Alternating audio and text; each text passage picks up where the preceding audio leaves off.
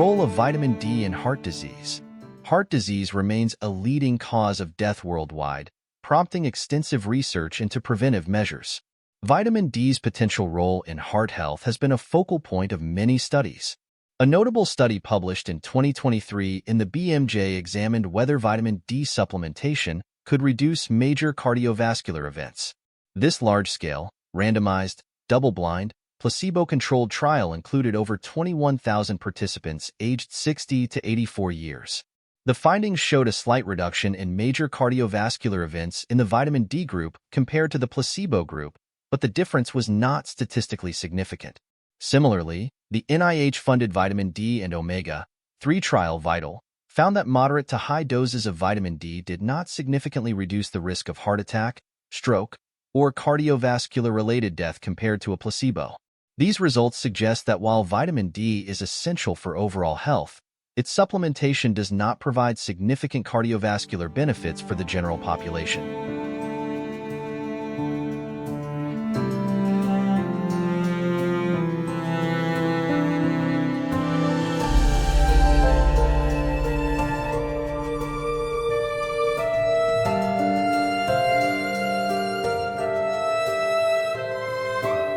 Vitamin D and diabetes prevention. The potential of vitamin D to prevent type 2 diabetes has also been extensively studied. The D2D study, a large-scale clinical trial funded by the National Institutes of Health, aimed to determine if vitamin D supplementation could prevent or delay type 2 diabetes in adults with prediabetes. The study included about 2,500 participants and found that vitamin D supplementation did not significantly reduce the risk of developing type 2 diabetes.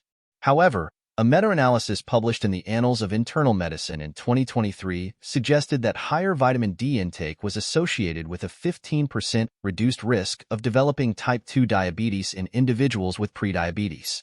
Despite this, the overall evidence remains inconclusive, and more research is needed to establish a definitive link.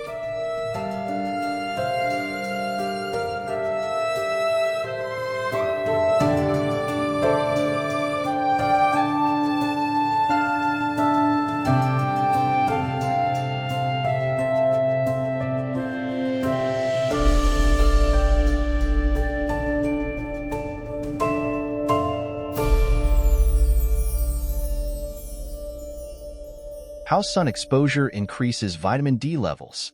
One of the most effective ways to boost vitamin D levels is through sun exposure. When ultraviolet B, UVB, rays from the sun reach the skin, they interact with a substance called 7-dehydrocholesterol, converting it into vitamin D3, cholecalciferol. This form of vitamin D is then processed by the liver and kidneys into its active form, calcitriol, which the body uses to support bone health, immune function, and other essential processes. Here are some tips for safely getting vitamin D from the sun. A timing. Aim for 10 to 15 minutes of sun exposure during peak UVB ray hours, typically between 11 a.m. and 3 p.m. You may need 20 to 30 minutes on a cloudy day. Skin exposure.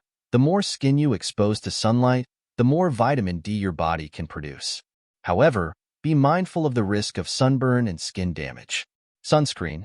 Use a broad-spectrum sunscreen with an SPF of 30 or higher to protect your skin from harmful UV rays while still allowing for some vitamin D synthesis. Check the UV index. Monitor your local UV index to determine the safest times for sun exposure.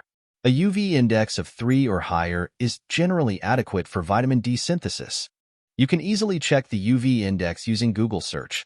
Simply searching UV index, followed by your location on Google, will show you the current UV index one.